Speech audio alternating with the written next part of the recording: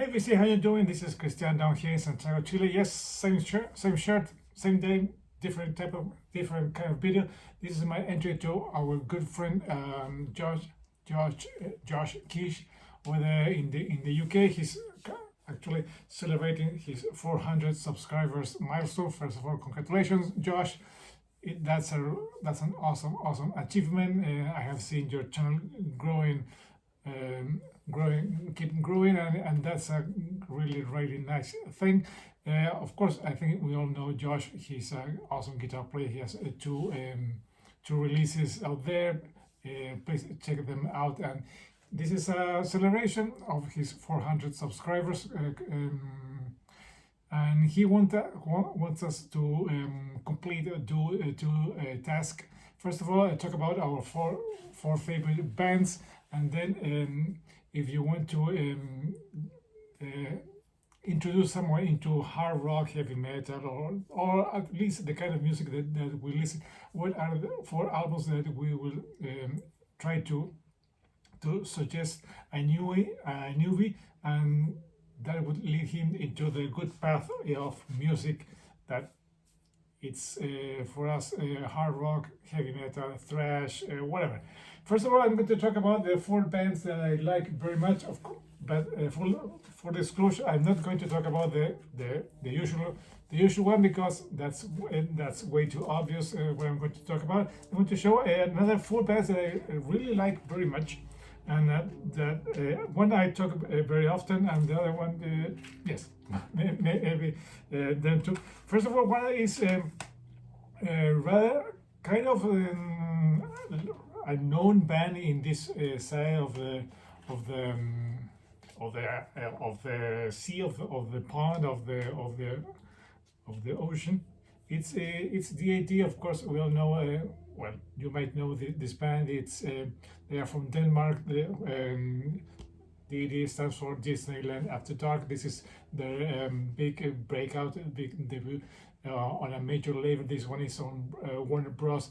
This is when they change the look and the style from a more kind of co-punk, even some tints of surf rock they had in their early music, even some garage rock.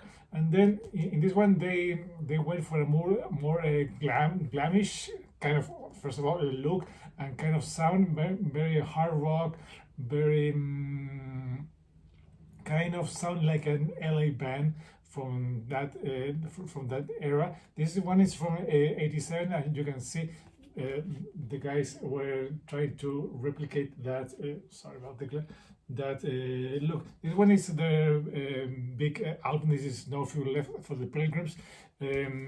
Funny thing, the first song I ever heard from this album was not the big hit or the first single that you guys heard over there in the US. The first song I ever heard from this album, and I think it was the second video, a second single, was track 1 on side 2. It's Girl Nation. There it goes. And that's an awesome, very catchy, very 80s, very Los Angeles type of sound, and it's really good. And this is a band I like very much. This is DAT. They are still running strong. After 40 years in the music business, they are still putting out some great materials. They have only had one band member change. They changed the drummer around 20 years ago. So in 40 years, they have only one band member change. So yes, if you want to know one of my other favorite top 5 or 6 or 8 whatever band, this is DAT from Denmark, Disneyland After Dark, and this is their go-to album. This is of course No Fuel Left for the Pilgrims. Next, I'm going to talk.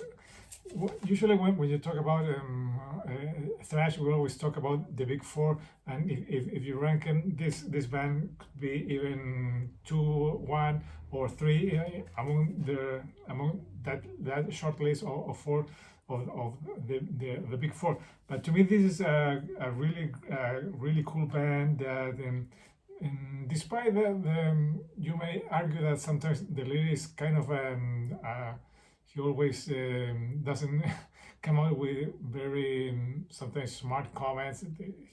He's well, he's the leader of the band, so he can say whatever he wants. But it's Megadeth. Megadeth to me is one of the greatest band that have ever came out from the thrash scene. And this is the album Endgame. I think this is a really good one from the later part of their career. This one is, of course, with Mustaine. I don't know if this is with Chris Broderick on guitars. I can't remember if this one is with Dave Ellefson still in the band. But this is a great band, and this is a great release, and one of my favorite bands. If you have on a short list, if I have to leave out the one I have already shown, of course, maybe I think Megadeth is way up. I think I like them more than actually Metallica, because Metallica they have only done 4, maybe 5, 6 good albums. But at least Megadeth with the always ups and downs in the career, they have at least did some great stuff among their career. Maybe a couple of very questionable releases in the mid 90s, when bands from this era had no idea how to face how the music scene was changing. But at least they have still putting good stuff. I think they are actually working on a new album. So there it goes. Megadeth to me is one of my favorite bands. Here it goes. And this is Endgame, a really, really good one. Next, one of my favorite bands, they are among the styles of music that I like very much. One is hard rock, glam rock, pop rock, melodic heavy metal. You put the name you want, but this is a band I like very much. I have 2 favorite bands from the LA scene, and this is one of them. One of those. Maybe any given day can be 1 or 2 alongside another one. But I'm talking about Darken. This is the album Lightning Strikes Again. This is a really, really good one. This is a really great return to form with the guys. I think this is the previous this is still one with Wild Mick Brown on drums, and with John Levin on guitars. He's a really good guitar player. He can he can replicate George Lynch. Sounds very very precise, and this is a really great release from this is now I can see the release date, but this is a really good one. Please, if you don't know this album, and if you lost track of them after the live album and then fall apart with the band, please check this one out, and I think you won't be disappointed. Of course, you can hear Don's voice. It's already struggling, trying to replicate the sound, or at least the melody, or the smoothness his voice had in the 80s, but it's not as harsh trying to listen to him in this actual day. But this is still a good album. This is Lightning Strikes Again. Please give it a listen, and I think you won't be disappointed.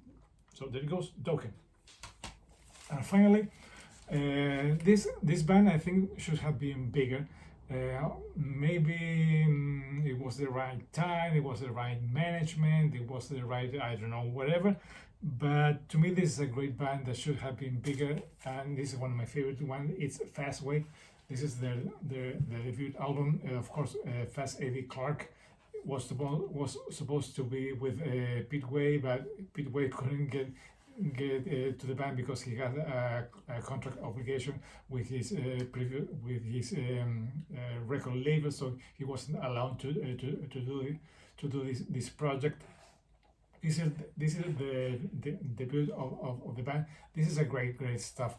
Here we have the late Eddie Clark, of course, coming out of Motorhead, doing something completely different of what we used to remember him as a guitar player on Motorhead. This is, of course, more blues oriented. This is more like if you have the blues from the 60s British invasion, but put it in with a more modern production in the 80s and with more commercial sound if you want it. But this is a great album and one of my favorite bands that should have been bigger, and because they have also a great singer, a really new and unknown guy of Dave King. You have it, but I don't know what happened, why they got even bigger than they were actually known. Maybe, I don't know, something happened to them, but this is a great band that it's one of my favorite, and I still listen to this album on a regular basis. And also the last album they put out as a unit, as a band, that's named Eat Dog Eat, with Toby Jepson from Toby Jepson from the Little Angels doing the guitar, doing as lead singer. That's also a really good one. But if you have to start with Fastway in some point, of course it has to be their debut self-titled Fastway. There it goes. Now, the second part is if you want to introduce someone into the kind of music that I at least I like. I think I have 4 very distinctive records that can lean somewhere into this type of music that at least I like. I like heavy metal, hard rock, thrash, maybe some death, but that's as far as I want to go with if I'm talking about extreme music. But I think these are really I think these are really good stuff if you want to get into what kind of music I like. First of all, if I want to go from classic stuff to more modern, not kind of modern, but at least what was sounding in the 80s, I will start with these 2 bands. This is UFO, Lights Out, and this is Deep Purple in rock. This is from the 70s. This is from the late 70s also. But 2 different sounds, 2 different type of music, but very similar in a way.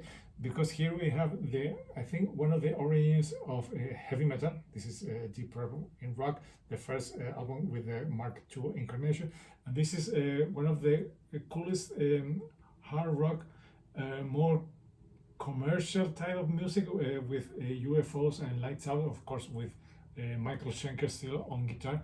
And these are 2 good examples of kind of music that I was listening in the 80s, and that helped me to develop the kind of music that I like very much. The third one, of course, is one of my favorite bands from Los Angeles, and it's Rat. This is their second album. This is Invasion of Your Privacy. To me, this is almost a flawless album. This is a great stuff. Good hard rock music with great tunes, catchy lyrics, great guitar work, and good sounding with good production. I think this is an almost perfect album. This is number 3. And my number 4 is if I want to try to do someone into more extreme music. Put it that way. Of course, you're going to tell me that's not extreme music, but this would leave you at the beginning of your journey, of your path. From here, I leave you, and you can go anywhere anywhere you want into more extreme kind of music. I'm talking about Anthrax. This is their big album, Among the Living. Sorry about that. I'm going to take this in the deluxe edition. This is a perfect album if you want to introduce someone into more thrash or that type of music, but it's still very melodic, very with a lot of melody in the voice, of course, of Joey Belladonna, being one of the few bands from that era that have a lead singer dedicated only to sing. So that's one of the coolest thing about Anthrax, and still with a lot of melody, with a lot of catchy tunes, great guitar work, and awesome rhythm section that will help someone if you want to try more extreme music get into this kind of thrash scene. And I think this is a good starting point. I think it's the vocals will be more appealing to younger generation, or someone who is starting to get into this music than I think James Hetfield, because the first three albums are kind of harsh on his vocals. But I think this is a good starting point if you want to get into more extreme kind of music. If you get what I'm trying to say, because of course, yeah, I'm going to tell you, oh, that's not black metal, death metal, or whatever. But this is a good starting point. This is one of the foundations for any newbie that want to get to listen or to learn about this type of music that it was really popular in the mid 80s. So those are my picks, my choices, the prompts I'm going to show for Josh contest. This is a great one. Please, if you